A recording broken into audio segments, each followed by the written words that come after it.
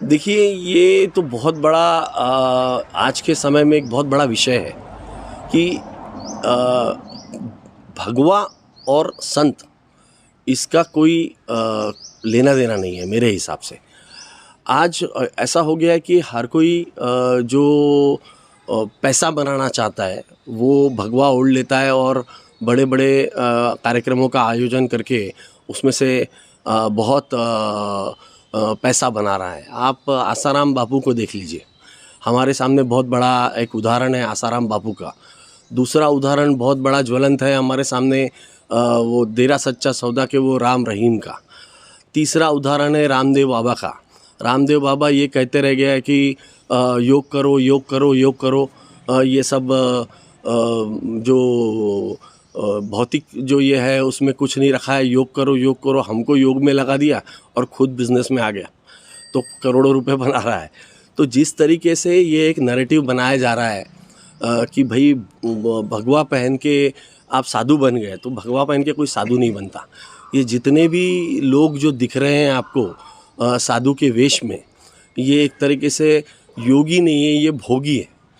तो ये बड़ी बड़ी गाड़ियों में चलना, ये बहुत सारी जो फैसिलिटीज़ यूज़ करना और अपने आप को साधु घोषित करना, ये जनता को अब समझ में आ गया है कि ये हमको बेवकूफ़ बना रहे हैं, अपने आप को ये पावरफुल और स्ट्रांग बना रहे हैं, अपने आप पैसा अर्जित कर रहे हैं और जो लोगों को गुमराह करने का काम है। जय श्री राम जय श्री राम। जय श्री राम कभी नहीं हुआ करता था, वो जय सिया राम हुआ करता था। जय श्री राम एक पॉलिटिकल नारा है, ये जय सिया राम को जय श्री राम में बदल दिया गया है। जो असली साधु होते हैं वो ऐसे ही भौतिक सुखों से दूर होते हैं। वो हमेशा एक जनता को एक मार्ग दिखाते हैं। वो छोड़ के इन्होंने ये इसको पॉलिटिकल पूरा एजेंडा बना लिया है और देश के युवाओं को और देश की भोली भाली जनता को गुमराह कर रहे हैं ये लोग।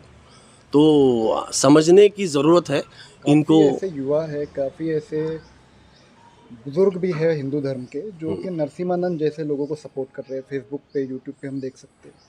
देखिए, ये मिसगाइडेड है। मुझे ऐसा लगता है कि कहीं तो हिंदू धर्म को ठीक से समझने की ज़रूरत है।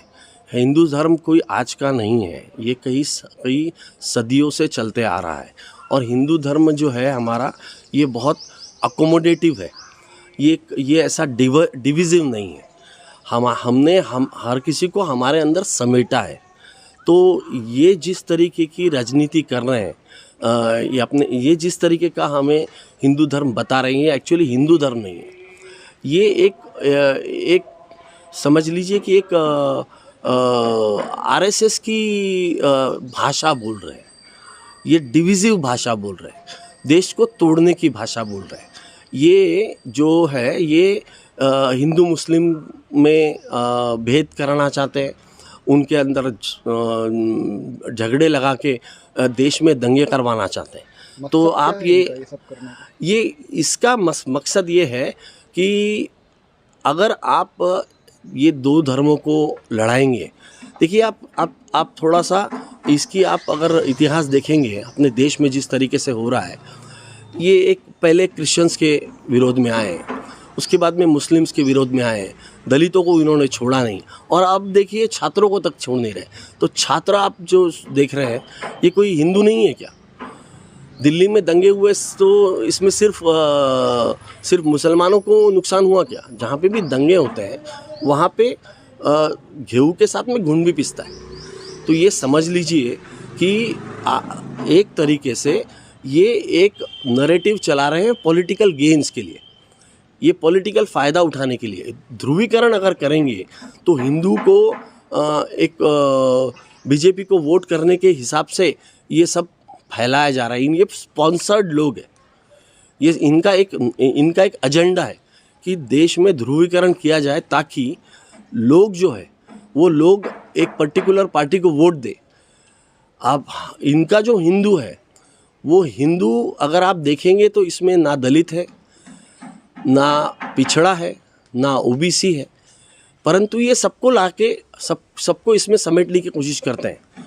ये फ़ायदा सिर्फ अपने एक कुछ अपर कास्ट को पहुंचाने का काम कर रहे हैं, परंतु ये बोलते हैं कि 80% हिंदू है, पर इनका जो एक्चुअल एजेंडा है उसमें SC ST OBC ये उसमें आता नहीं है, दलित उसमें आता नहीं है, पिछड़ा उसमें आता नहीं है, गरीब उसमें आता नहीं है, किसान उसमें आता नहीं है, और अब तो देश का युवा उसमें नहीं आ रहा है। तो फिर किसके लिए कर रहे हो ये? हिंदू कौन है? ये कुछ आपके जो उद्योगपति लोग हैं वही हिंदू है, या देश का जो 80% जनता है वो हिंदू है? अगर 80% जनता हिंदू है तो उनके फ़ायदे के लिए आप क्या कर रहे हो? आज जो दौड़ा के आप युवाओं को मार रहे हो, ये जो युवा है ये हिंदू नहीं है क्या? फिर उनके फ़ायदे के लिए आप क्या कर रहे हो? आप देश में जो गरीब है, जिनको आपने सैकड़ों हज़ारों किलोमीटर पैदल चलवा दिया, जो लेबर था, जो इमीडिएट लॉकडाउन लगा के उनको पैदल चलवा दिया, सैकड़ों लोग उसमें मर गए, वो हिंदू नहीं था क्या? तो ये जनता को समझने की बहुत ज़रूरत है कि ये जो नैरेटिव है किस तरीके से फेक नैरेटिव है। एक तरीके से ये पोलराइज करने का षड्यंत्र है, और ये षड्यंत्र नागपुर के RSS के हेडक्वार्टर से चलाया जाता है। ये हमको समझना ज़रूरी है।